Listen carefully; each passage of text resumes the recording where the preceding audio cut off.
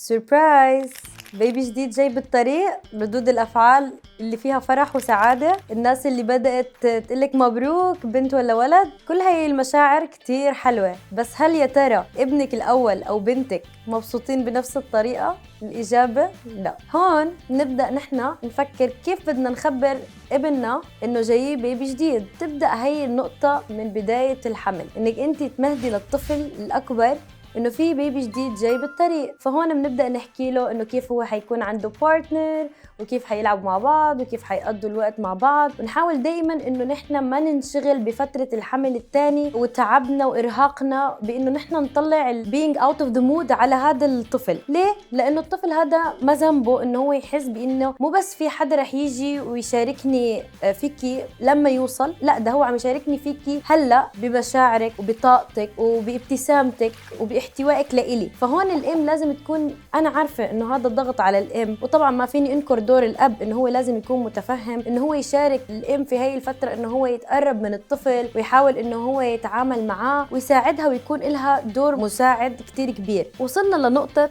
إنه وصل البيبي الجديد.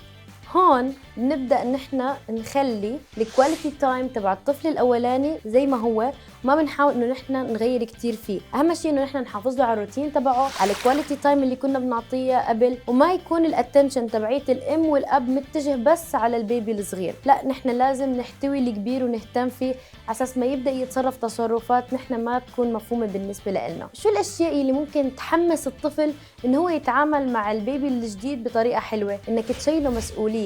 كيف يعني تشيله مسؤولية؟ تعال نحضر الباتل تبعية المال، تعال نجيب الطبق اللي حنأكله فيه لما يكبر شوي البيبي، تعال نغطيه وهو نايم. اشركيه معاكي في مسؤولية البيبي الجديد. في شغلة بتظهر على سلوك الأطفال لما بيجي بيبي جديد، إن هم بيحاولوا يقلدوه، بيحاولوا إن هم يصيروا يحطوا توتينا، بدهم يشربوا من البوتل تبعية الحليب زي الأطفال، بيبدأوا لو هم اوريدي بوتي ترين بيرجعوا يبدأوا يعملوا على نفسهم. كل الأشياء هاي لتلفت نظر الأم والأب للطفل هذا. رد فعلك لازم يكون كتير هادي وكتير متحكمة بنفسك، وإنك أنت تسمحي له ببعض الأشياء اللي هو عم يحاول يقلد أخوه الصغير فيها. أما لما يعمل الأشياء اللي بسنه والصح، هون يكوني عم تعملي موتيفيشن وتبريز وتخليه يحس إنه هو عمل أشياء كتير حلوة. ودائما وأبدا إنه الأطفال هم نعمة رب العالمين علينا، حفاظنا عليهم إن كان الطفل اللي أكبر أو البيبي الجديد، هي مسؤوليتنا نحن كأم وأب. دائما